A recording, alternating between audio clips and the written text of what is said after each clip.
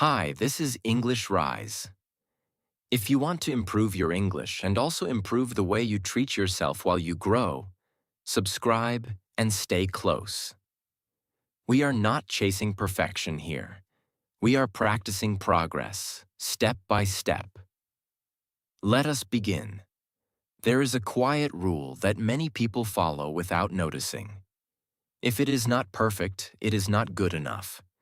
If I cannot do it well, I will not do it at all. If I make mistakes, it means I am failing. Maybe you do not say this out loud, but you feel it. You feel it when you want to speak English and stay silent. You feel it when you want to start a project and wait for the perfect moment.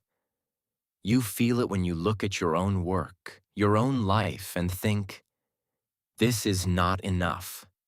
I am not enough. This is the world of perfectionism. Today, we are going to talk about another world.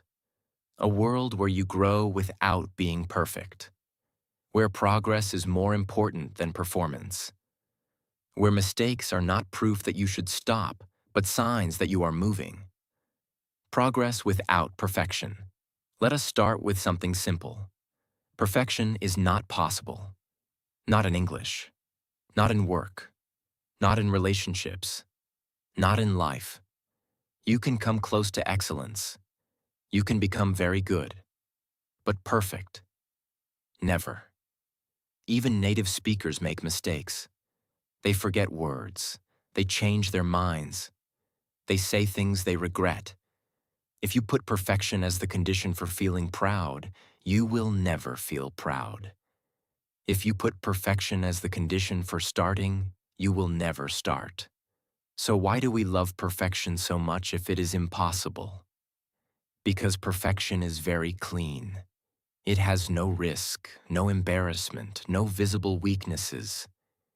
In your imagination, perfect you speaks English fluently, never makes mistakes, always knows what to say, always looks in control. You fall in love with this imaginary version, and because of that, you start hating your real imperfect self. So you wait.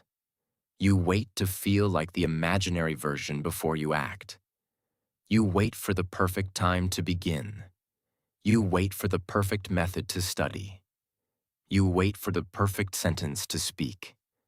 And while you wait, time moves. The only thing that grows is frustration. The truth is cruel and liberating. Perfectionism does not protect your potential. It protects your comfort. It keeps you safe from visible failure, but it also keeps you far from growth. Think about English. You tell yourself, I am just a perfectionist. I care about quality. So you avoid speaking until your English is better. You avoid writing until you can write properly. You avoid real conversations because you are not ready. You think this is high standard. But what is really happening? You are using perfection as a socially acceptable word for fear. I will not try until I am perfect secretly means I will not risk feeling ashamed. I will not risk other people seeing that I am still learning. It is not love for quality. It is fear of vulnerability. Progress without perfection asks you to reverse this logic. Quality will grow over time, but only if you are willing to be visibly imperfect now. There is a simple truth about progress. Progress is usually not impressive. It is small. It is quiet. It is repetitive. You watch one video with full attention. You have one short conversation. You practice pronunciation for 10 minutes. You read one page. You write one paragraph. None of these actions look powerful alone. Perfectionism looks at them and says, this is nothing. You should be doing more. You should be faster. You should already be fluent. So you feel ashamed of your small steps, and when you feel ashamed, you lose the desire to continue. But if you look at progress with honest eyes, you see that all transformation is built from these small steps. A book is many pages. A body is many cells. A life is many days. Fluency is many tiny moments of practice. Progress without perfection is the decision to respect these small actions, even when they do not look like much. To say, I did 20 minutes today. It is not everything, but it is something. And something is infinitely more than nothing. Perfectionism and all or nothing thinking are close friends. I will study 1 hour every day, or I will not study at all. I will speak perfectly, or I will stay silent. I will go to the gym 5 times a week, or I will not start. So when life happens and you cannot do the perfect version, you choose the zero version.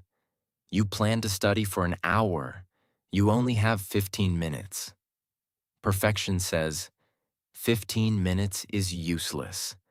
Progress without perfection says, 15 minutes is 15 minutes closer. You plan to write a full page. You only write 5 lines. Perfection says, you are failing. Progress says, you showed up. You are still in the game. When you live with all or nothing, you spend most of your life in nothing. When you live with progress without perfection, you allow imperfect action. And imperfect action, repeated many times, is what changes your level. Not the one perfect day that never happens. One of the most painful places where perfectionism lives is inside your self-talk. Notice how you speak to yourself after a mistake. You forget a word in English. You say the wrong thing in a meeting. You freeze in a conversation. What happens inside? Do you hear, "It is okay, this is part of learning, let us try again"? Or do you hear, "You are ridiculous, you will never learn, other people are better. Why are you still like this?" If every mistake becomes a reason to attack yourself, your brain will connect learning with pain. Of course you will avoid studying. Of course you will avoid speaking. It is not because you are lazy. It is because you are trying to escape your own cruelty. Progress without perfection does not ignore errors. It does not say everything is wonderful. It says, yes, there was a mistake. What can I learn from it?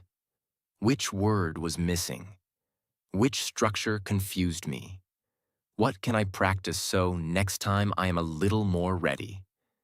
The same event can be used to punish you or to train you.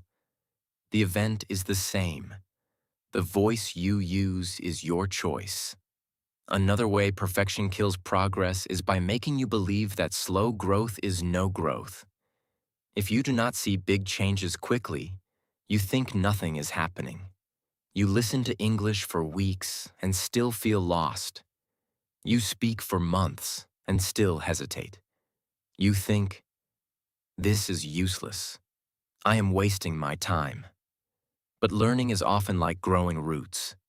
Before a tree appears above the ground, there is a lot happening under the ground. The roots are spreading. The structure is forming. The invisible is preparing for the visible. When you are building new connections in your brain for English, it can feel like nothing is changing, until one day suddenly you understand a full sentence you never understood before. You follow a conversation that would be impossible last year. You answer a question without translating. Progress without perfection is trusting that your small, steady efforts are building roots, even on the days when you see no leaves. Let us talk about comparing your progress with other people. Perfectionism loves comparison. You look at someone who speaks better, who learns faster, who seems more confident, and you use them as a ruler to measure yourself. I am so far behind. Look at them. They are younger. They started later. And they are already so much better. You forget. You do not see their full story. You do not see their hours of practice, their private frustration, their nights of doubt, their personal advantages. You only see the visible moment.